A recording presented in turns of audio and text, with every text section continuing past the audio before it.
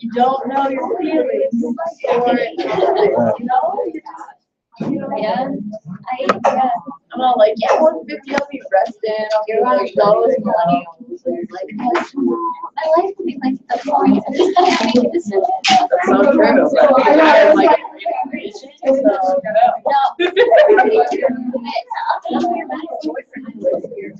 I can quit after the kid. So, you guys want to hear it? It is against the law to put pretzels in bag and real bad. Number 664. Don't put pretzels in bags. No, it's fine. I'm really sad. I've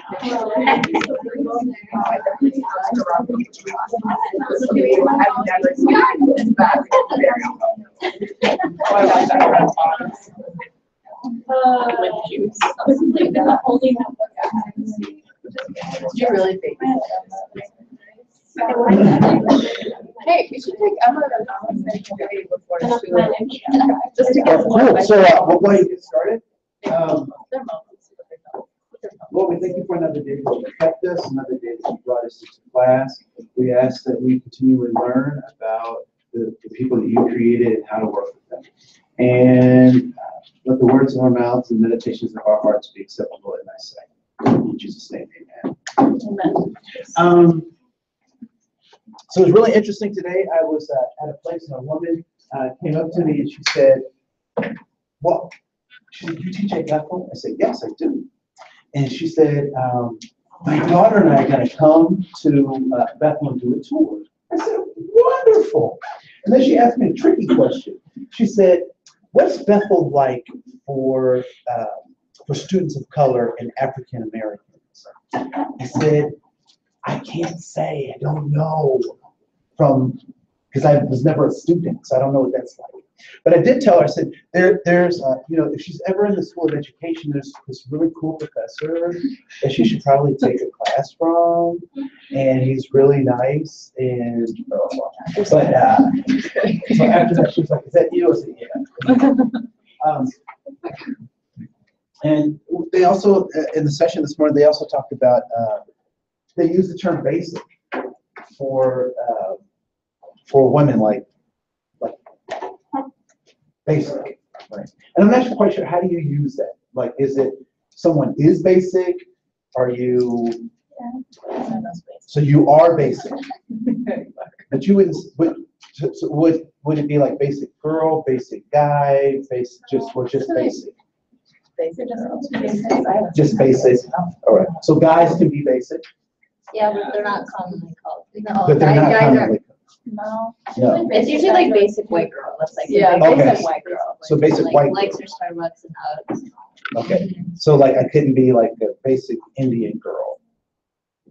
I wouldn't call you. Yeah. Yeah.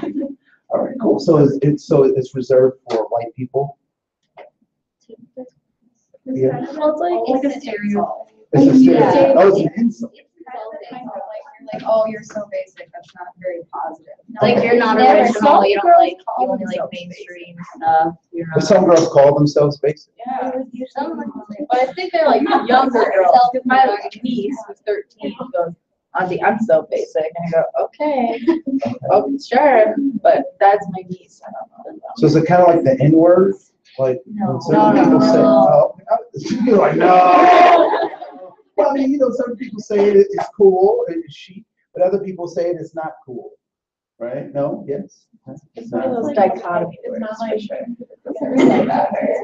Okay, so people don't get fights over basic. No. They're like, girl, you're so basic. What? Let's go down. No, you can't go down like that. I don't know, maybe. I just got shade. I got shade under control now, right? You know shade? I know shade. I know that you can't catch shade, but you can throw it. You can throw shade. You can throw shade, right? So that's cool. Why? What's the other one that I just got? So there's shade. There is fleek. Oh, that's not bad. Sleek is Is that gone? Yeah. Oh, as soon as I get on, so I like missed that Fleek. So, because I wasn't sure if you were on Fleek or Fleek was on you or you're in Fleek. Like, Typically, your Yeah, your eyebrows Yeah. like clothes. Your eyebrows are typically on sleek. So. Yeah. eyebrows are on Fleek. Yeah, but that's a little bit out now. Oh, okay. Well, Yeah, you just it's got hard, good it's hard to keep up. Things are changing so fast. All right. So we're going to continue kind of talking about this idea of the problem. The problem is not so much a problem with education, but it's the challenge of education, right? So is our education system a simple system or is it a complex system? It is certainly complex, right? And here's a couple of the complexities, right? So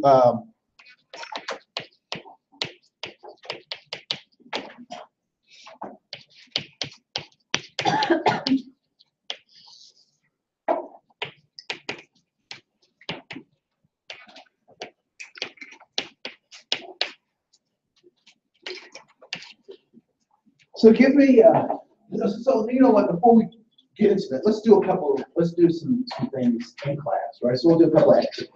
So so it looks like we're broken into two halves, which is great. So there's the aisle in the middle, so this will be team A and this will be team B, not because one is better than the other, but just because that's how we do these two sections, right? So, because 1 and 2 might suggest, but A and B, so, right? So what I'd like for you to do is, we're going to demonstrate kind of a simple system, all right? So what I'd like you to do is I want you to line up from shortest to tallest. All right, so we use whatever space in the room you need to do that. But that's team A and team B. So I want you to line up from tallest to shortest and shortest to tallest. I'm 5'3.5". I'm 5'2", but I got my. Should we learn about So yeah, if you guys want to line up on this side. So tallest to shortest or shortest to tallest.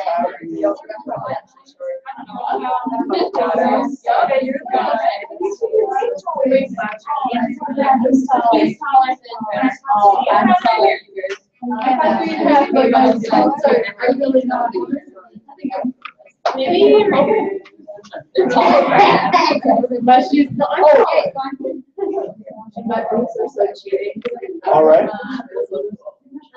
Cool. So that might be an example of a simple system, right? And we'll talk about why in just a second. So now what I want you to do is I want you to line up according to your birthdays.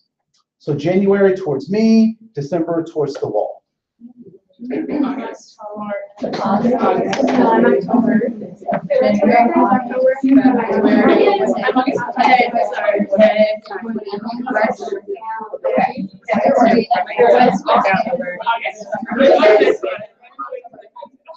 August.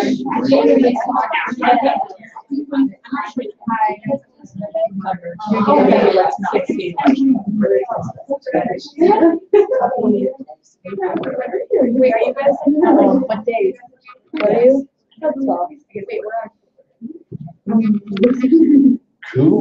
Cool. Who's October? Woohoo! We got birthdays coming up. Beginning of the month or end of the month, October birthdays. Beginning. And what's your birthday? October 29th. Okay, cool. I'm the 30th. We're twins. Mine's in the middle, 17th. The 17th. Okay, cool. And depending on what calendar you are, all of our signs are like kind of jacked up. So if they added the 13th sign and you go by that stuff, it's kind of interesting. So, so let's talk a little bit about those two processes, right? So the first was lining up by height. What made that? Why might we describe that as being a simple system? Yes. It's physical, and you can just physically see. So you could just physically see what needs to be done. Okay. What else? You didn't necessarily have to talk, right? You didn't have to share any information in that. right? So that was relatively simple. You could see it. It was pretty clear to everyone what needed to happen. How was the second part, getting in line by our birthdays? What made that complicated? Or what complicated that process? You had to ask people when their birthday was. So you had to ask people when their birthday was, right?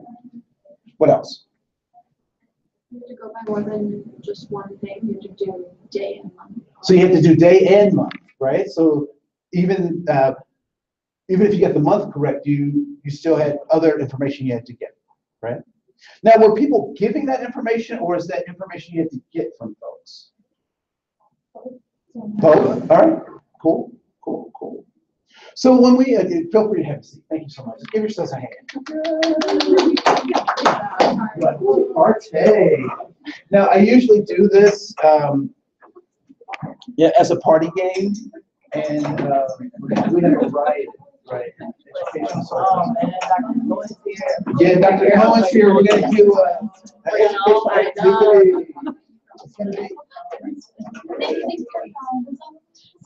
Andre's here. We're going to get turned up in education. That's another one I just got. Turned up. I thought it was a vegetable, but it's not. All right. So simple systems require what kind of information?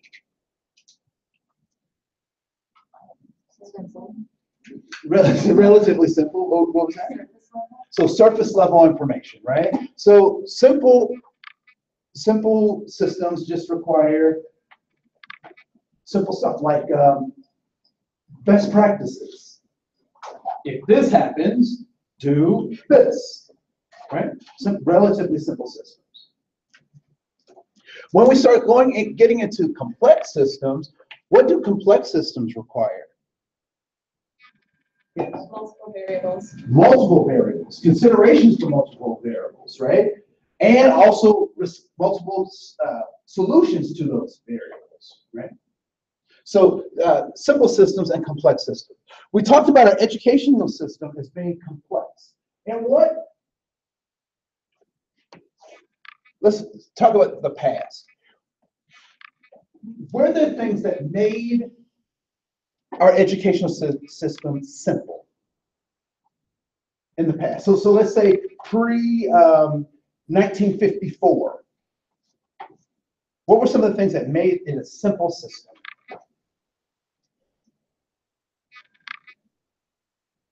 (1954) is Brown versus the Board of Education, remember? And they repealed something separate but equal. So what made it a simple system, the education system? Yes? You didn't have to consider other cultures as much or other styles of learning necessarily. Yeah, you didn't have to consider other styles of learning or kind of cultural differences, right? So the education system was simple, particularly around this idea that if we can keep people separate, then they can operate in those simple silos, right? After 1954, it becomes more complex. What else happens early in our education system? Did we have huge school buildings of 2,000 to 4,000 students in a school? No. What did most schools look like? Small schools, right? In some cases, one-room schoolhouses.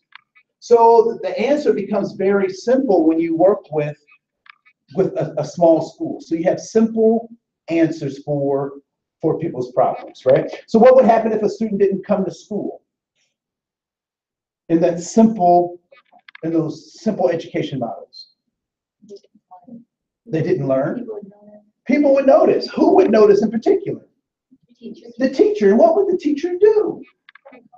Probably call the parents or walk to the parents' house or see the parents at the market and say, hey, Jimmy wasn't at blah, blah, blah. And what did the parents do when they recognized that the teacher recognized that their kid wasn't in class? They would either talk to the student themselves or talk to the teacher and say, teacher, he was on the farm with me. We had to get this thing going. So now there's this relationship that folks have because it's a simple system. So there's some good things in the simple system. For African Americans in segregation, what might be the advantages of having a simple system? There wouldn't be racism within the school that they experienced if teachers were also African American. So if teachers were African Americans, they might not experience racism from the teachers themselves.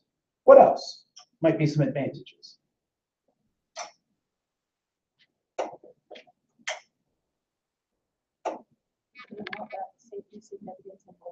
So they may be able to get safety, significance, and belonging in the simple system.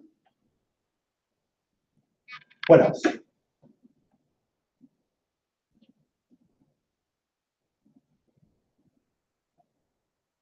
Was in their community, like close to home. So it could be in their community and close to home, right? Because they were not allowed into other communities. Now, as we move, and I like for 1954 kind of be that breaking point because that's where Plessy versus Ferguson gets dismantled and we go into the Brown versus Board of Education, which adds to the complexity. So the complex problems require what? Again. So when we did the complexity piece, what did that require?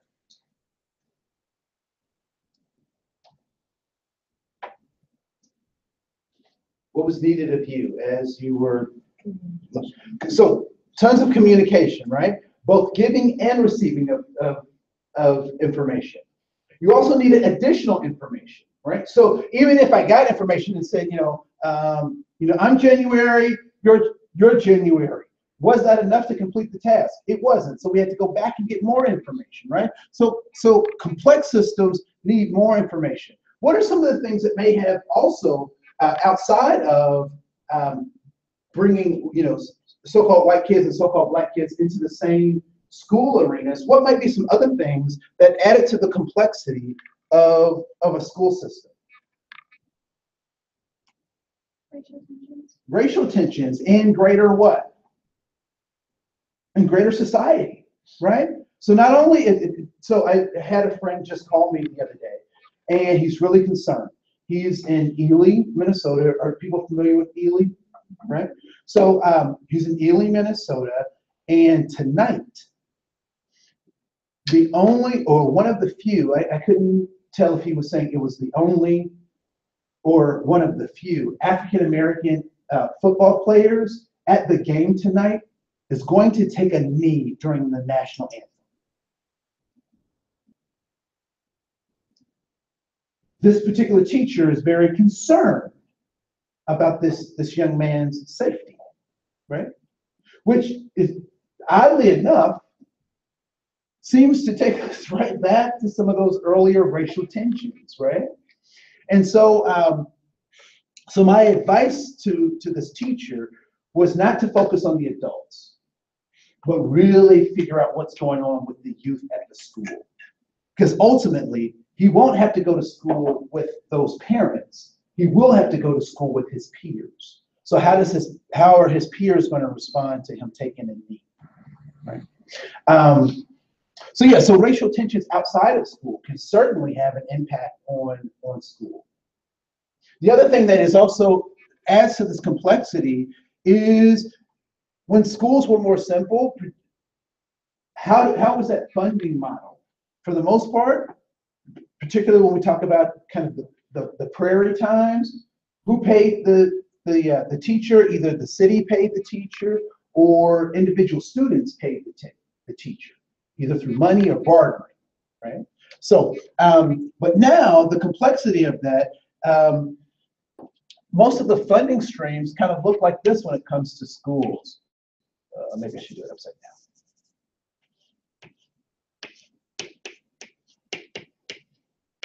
47% of funding for schools comes from local government, right? So property tax. Another 44%, make sure I got my notes right. No, I got it backwards. So 47% is state funding.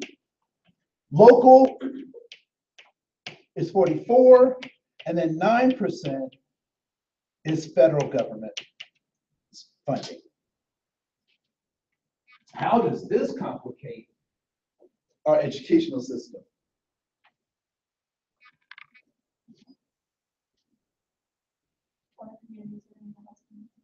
So it's possible that poorer communities could get less money, particularly with this. This is a pretty significant percentage, right? What else could make this more complicated, our educational system more complicated? In terms of finances.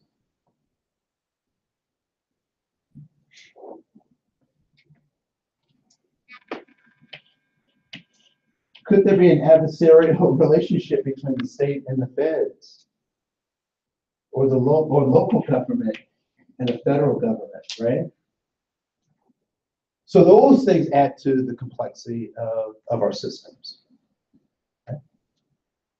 So when we talk about place, and we talk about charter schools, and we talk about all of these newer complexities, what we recognize is that as complexity goes up, we need more communication, we need more information, and we need more sophisticated ways to analyze and look at the problem. Right. So I want to fast forward, because this guy used to get on my nerves. This guy right here, Myron Orfield, used to get on my nerves, because Myron studied charter schools. And when I was working in a charter school, I thought this guy was Judas Iscariot, right? I thought he was the sellout. But as I've matured, I've started to understand what he presents, right? So in the This American Life story, the family wanted to get their daughter out of a failing school into a successful school, right? And why was there pushback from the successful school? I think it's Francis Howell that is mentioned. Why was there pushback? They didn't want them to bring their scores down. They didn't want these new kids, these outsiders, to bring their scores down. And what were the adults' rationale for being in Francis Howell in the first place? What did they say? We moved out here to do what? To get away from all of that, right?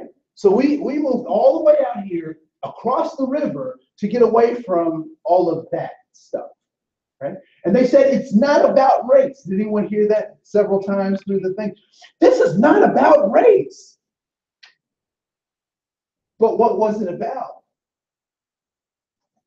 Race.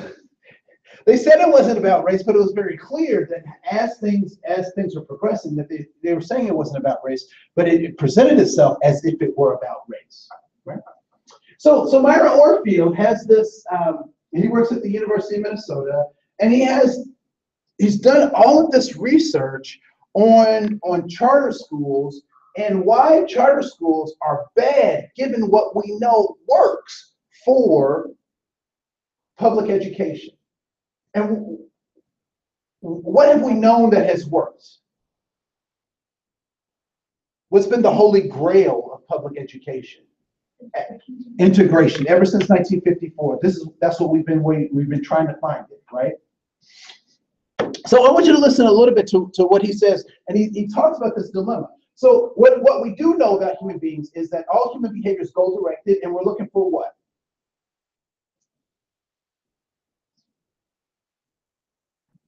Our goals to be met. Yes, which are what? There's three of them. Safety. Safety, significance, and belonging, correct? So I'll send my kid to a school where I believe that will happen, whether they achieve academic excellence or not. Because one of the other questions that we have to ask ourselves is education for what? Right? So what is the purpose of education? We don't answer that right now, but we'll keep teasing that out, right? So here we go. So let's listen to what Myron has to say.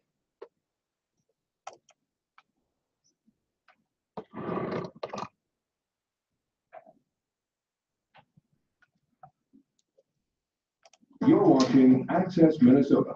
Here's Jim Dubois.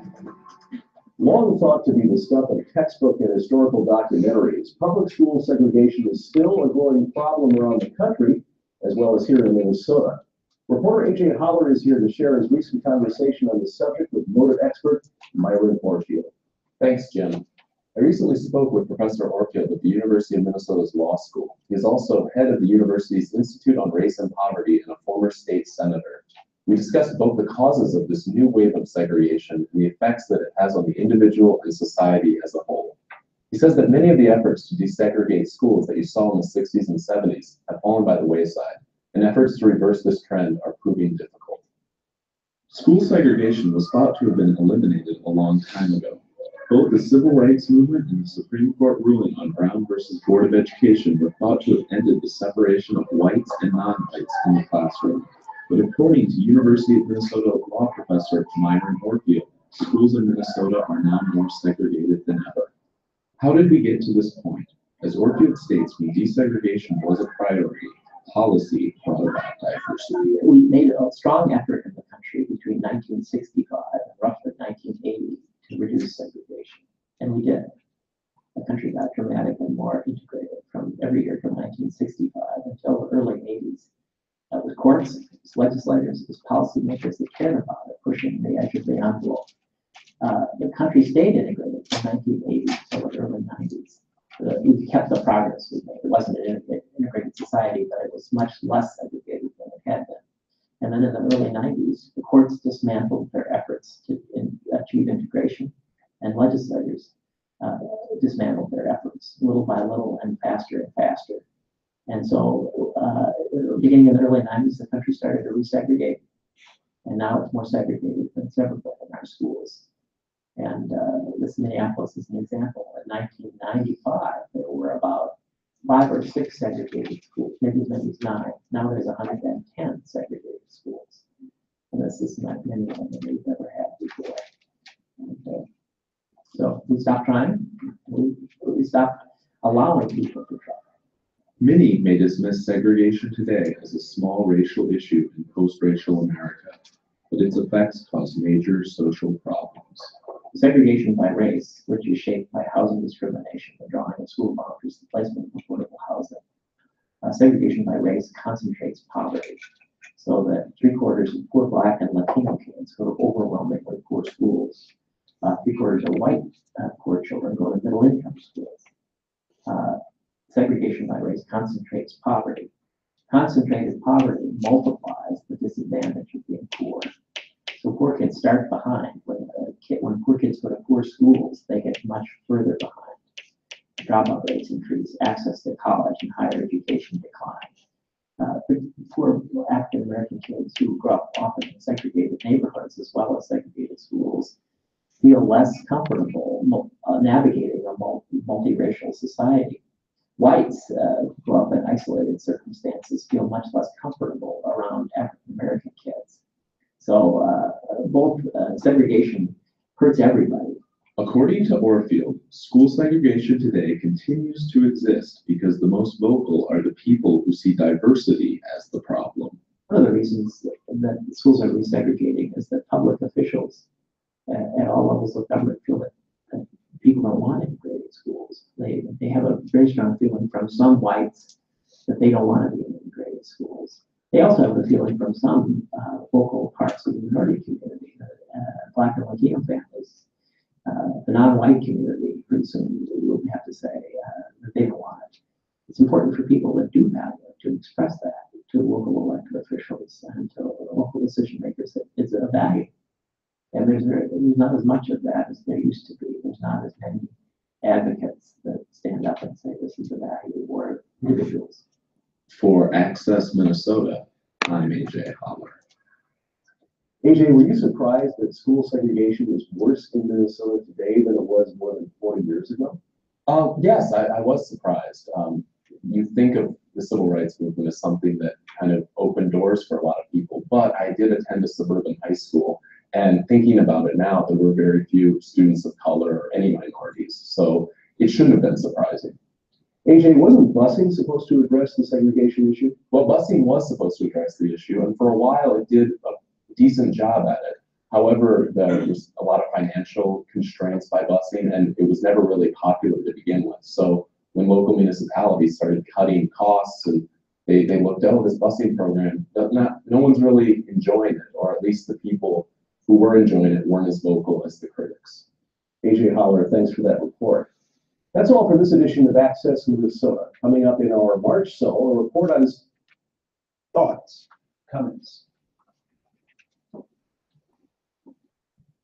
Thinking about your K-12 educational experience, does it follow some of the things that you were sharing here?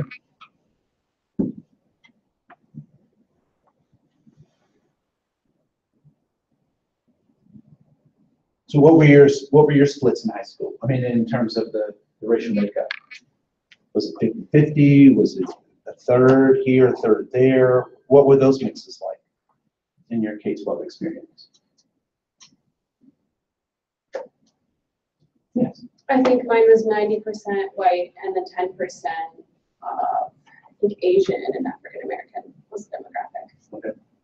Cool. And I'm just kind of guessing based on. Yeah, no, I'm not asking Right. anybody to be a demographer for your high school. I'm just asking your personal experience in high school, K-12.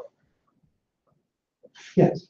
I think that when I was in elementary school, I think I was like one of the only students of color in my class. I went to Edina.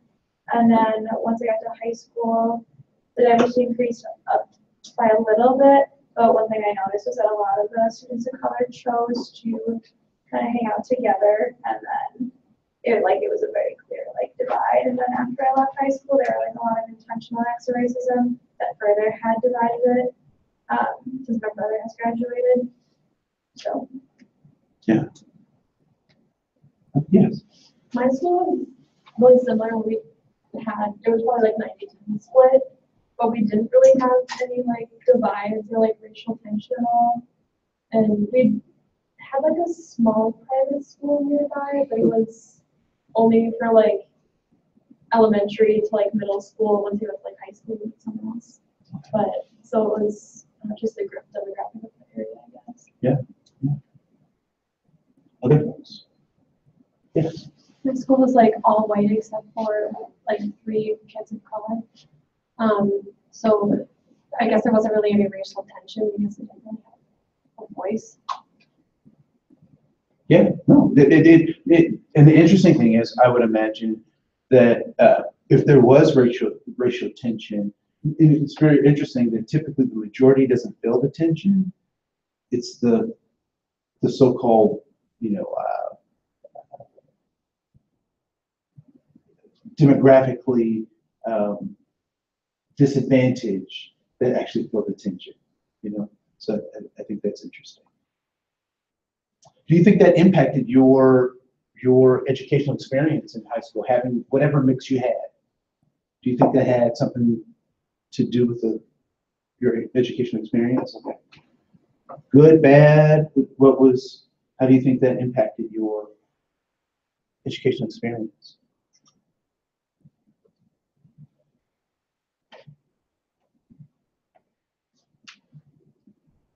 I think it took away from my experience because I was in a predominantly white area, and I just feel like it really blinded me from a lot of other cultural diversity or anything really.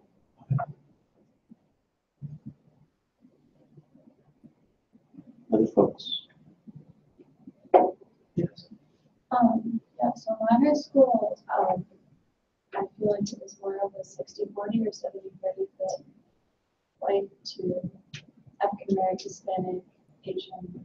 There was a pretty big mix. I thought it definitely expanded my horizons because teachers took the opportunity, if a holiday came up or something, we got to learn about other cultures as well, and then they incorporated that into this whole system. Okay. But it was the teacher's personal choice to do that. It was teacher's personal choice. I don't think it was part of the curriculum at all. Okay. I know that so my parents did. So I'm one of those kind of DSEG kids that they talk about in a number of situations or where they were really trying. So the first school I went to, so I started in Head Start, right? Which is we're low income folks. So my parents got married as sophomores. Did I tell you guys that? No, okay. So my parents got married as sophomores in college, and my dad. So soon after that, he became a Christian and like really kind of changed his life and stuff like that. And so my dad would always tell us, no sex before marriage, and he'd give us the stern story and why, and he had his reasons and all this kind of stuff and biblical reasons and whatnot. But I do find it interesting that my parents were married in June and I was born in October. Math didn't quite add up, right? But we never talked about that. But they did know enough. So interestingly enough, my parents went to a township school, and out of the pockets of everything that was going on in the world, this particular township had a 50-50 split. There were just as many black kids as there were white kids, just as many farm kids as there were city kids. And farm kids and city kids looked both black and white, so it was this really interesting mix, particularly in the late 50s and the early 60s, right? So this was interesting. So that was their experience. So my mother, and another twist to this is that my mother and her family, so if I'm not mistaken, and I don't want to be mistaken, but I think my grandmother, my mother's mother, was on social programs like welfare all of her life, or for the majority of her adult life. Right? And so that's the environment my mother grew up in, and so her parents and always were struggling to work to make dollars and make a life. But then my father's family, they all graduated from either tech vocational schools, which was a big deal back in the 40s and 50s, or my grandmother graduated from a professional business school. That was the thing for her, right? So I had these two kind of balances. So one really poor, wanting to get education, but never really took the opportunity or had the opportunity to get education. And my dad's side is all these, people who could spell, 14-letter words and stuff, right? So, so my parents meet and all that stuff happens. And so what my parents strove to do was to recreate for me as best they could their high school experience, right? And so they made sure that we went to as diverse of schools as we possibly could. And so what that meant was that they have this system, and I think they still use it, systems of lotteries, where your name gets picked out of a hat. And I don't know if you think it's a hat, but they, whatever. And so we would do that kind of stuff. And so we got into this school called Individual Guided Education. And this was, from what I can tell, was kind of based off of kind of Waldorf or Montessori model, where you kind of learn at your own pace, right? And that did not work out for me. It did not have enough structure for me. So I'm bombing out, right? So they put me in another structured kind of school, but they tried to make sure that there was a mix in every school that we were in, because they understood one thing.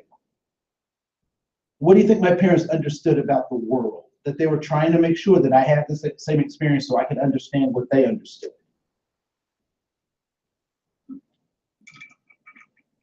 What might their high school experience have shown them about the world?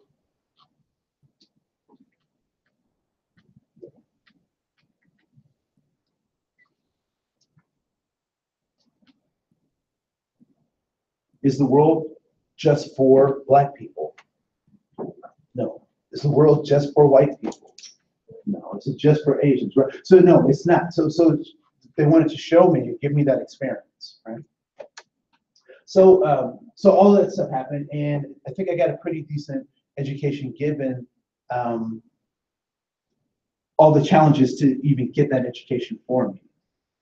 So now my nieces and nephews are still in the same town that I grew up in, and unfortunately, they will never be able to have the kind of experience that I had, that my parents gave me. And mostly because people have self-selected to create these schools that are segregated. And so this is a trick question, but I think you can get the trick. Who teaches rich people how to be rich? Who teaches rich people how to be rich? Other rich people, right? Other rich people. Donald Trump, President Donald Trump is rich. Are his children rich? Yes, they are. And how do you think they got that way? Partly being born into it. But what do you think President Donald Trump did to his kids? Or did for them, did with them? He taught them how to make more money, right? So if that logic holds true, that rich people can teach their children how to be rich, what is also true about poor people? What do they end up teaching their kids? How to be poor, right? And so one of the things that burned me up when I first heard Mr. Myron Orfield talk about this stuff was that I felt that he was saying that particularly African Americans will never rise up because they will never, but what he was actually saying is context is extremely important. There was a rap group, and you guys have probably never heard of them, called Silk Times Leather, and they had a song, "It's not where you're from, it's where you're at." So I had a poor background and poor upbringing, but has that stopped me from excelling? No. Why? First, my parents put me in situations that exposed me to things that they didn't have any exposure to. The second was that I had caring adults who nurtured what they saw in me that I didn't know. When I was in sixth grade, I don't know if I told you this story. When I was in sixth grade, they had those, and you probably did a similar thing in sixth grade, right? So what do you want to be in 20 years? What do you want to be in, whatever? Anybody do that kind of activity, right? Do you know what I wrote down? Rock star? I wish. Michael Jackson. Right? That was when he was, Face Change 2 and things like that, right? No. I wrote down a professor. Now, here's the bizarre thing about that. I didn't know any professors. There was nobody around me that could teach me or tell me about the path to professorship. I didn't know anything about that. But what I did know is that if I aligned myself with people who could help me reach my goal, I'd be closer than I would if I didn't. Right? And so when we talk about, our responsibilities as teachers, it really is to see in students what they can't necessarily see in themselves and help them reach their goals, right? And so when we talk about this complex system, we have to recognize that poverty is a huge player in this whole system, and it convolutes, it makes things more difficult. But just because it's more difficult doesn't mean it's impossible. So we can close this achievement gap. What a lot of people don't necessarily recognize or understand is that the more segregated schools are, the less likely, well, first of all, the more likely there is to be poverty. Because what do the affluent people do? What do they have the ability to do? To leave. They can go to go to a private school, they can go to a church, they can homeschool. They can, there are lots of options for people who have some means, right? Why is homeschooling probably not a high likelihood for someone in poverty? Because parents got to work. Even if they're on a system, a government program, the government program requires that they work in some form or fashion. So you can't do homeschooling with both parents working, right? Or a parent working. And so homeschooling obviously is not necessarily an option for folks in poverty, right? So the options become very, very thin for people in poverty. And do you think people in poverty know they're in poverty? Yeah, they know they're in poverty, right? Particularly adults, and maybe not so much children, but adults certainly know they're in poverty. Do you think they want to do something about their poverty? I would imagine that most of them do. However, what's missing for many folks who are in poverty, who want to get out? What's missing? Education, someone to teach them how to get out, right? So, that's really interesting. Yes, ma'am. So the practical I'm at right now is College Prep Academy, and we talked about like diversity is good in schools and like charter schools don't tend to work, but for that school it seems to be really successful. Is that because it's like culturally based rather than like, I don't know, do you have anything? Yeah, and I'm glad you brought that up, right? Because that's one of the considerations that people have, particularly for charters, creating charter schools and creating charter schools that are homogeneous, right? Or homogeneous. So one of the things about those is that it depends on the indicators of success, right? On average, charter schools, on average, come slightly underneath the state minimum standards in most standardized testing. However, what they also do, that standardized test doesn't matter, which is why I had put this kind of question, IQ for what, and this gap why, and this kind of thing, right? So here's the other thing. People do what they think works even when it doesn't. All human motivation is goal-oriented. So then we have to ask ourselves, if it has been proven that academically some of these schools aren't performing and some of them are, right? Why would someone want to put their child in a school that's not academically performing well? Why would somebody want to do that?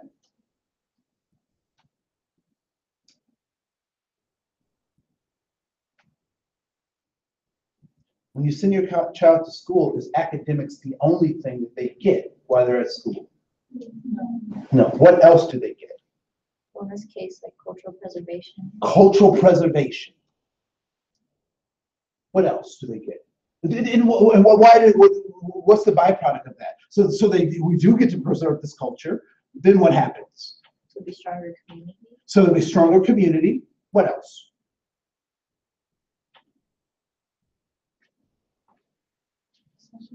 Social skills. How to negotiate conflict, how to communicate, how to work with somebody else, right? What else?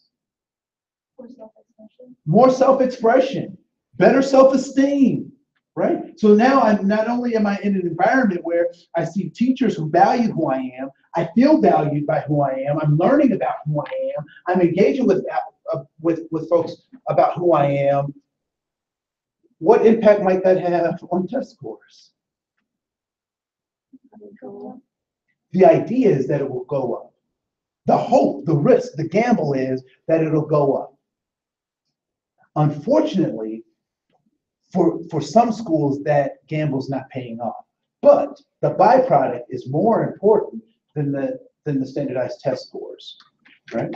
So when you've gone to a job, in their onboarding process, were there any standardized tests that you had to take? Anybody take standardized tests for a job that you took, that you had to take? No. Why do you think that is? Do they care about your experience? Because they care about your experience. Your social skills. I would tell my students who are on IEPs, don't worry about being on an IEP. Let's knock this IEP out. Let's do what the program says. Because once you get out of the walls of this classroom, there are no IEPs in the world. There's no IEPs in the world. There's no standardized testing in the world, right? In educational settings, we do that to kind of see where people are. But for the most part, you're not taking standardized testing. But what are you doing? You're problem solving. You're learning how to preserve your own culture, how to preserve others' cultures, how to interact with folks, build your self-esteem. Those are the kinds of things that the hope for like the school you're working at has for its students, right? So when Myron Orfield talks about the failness or the failure of charter schools or segregation, he certainly is only looking at one indicator of their success. But there are other indicators of success that don't show up in standardized testing or standardized approaches and looking at schools that are much more complex than the simple segregation, desegregation model that the schools are looking at. All right. The last thing I just want to double check and make sure you have a chance to look at this, and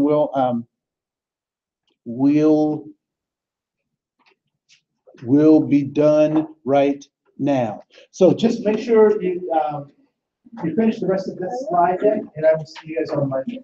Thank you so much. Yes. So we're technically behind in the notes. So Yeah. you want our response to be about what we actually talked about in class, maybe like next week's. Yeah, just what we talked about in class. So we are a week behind.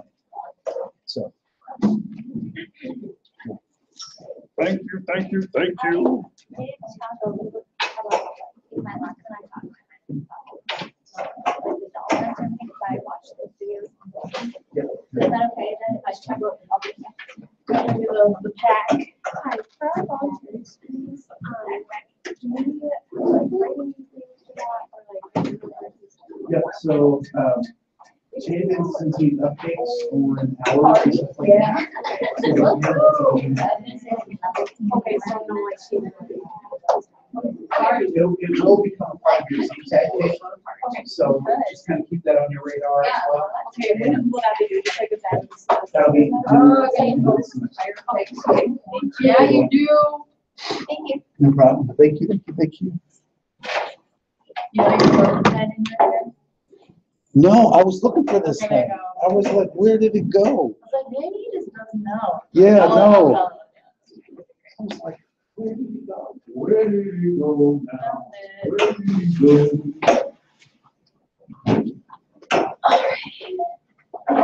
oh. Thank you. You're welcome. Have a good day. You too.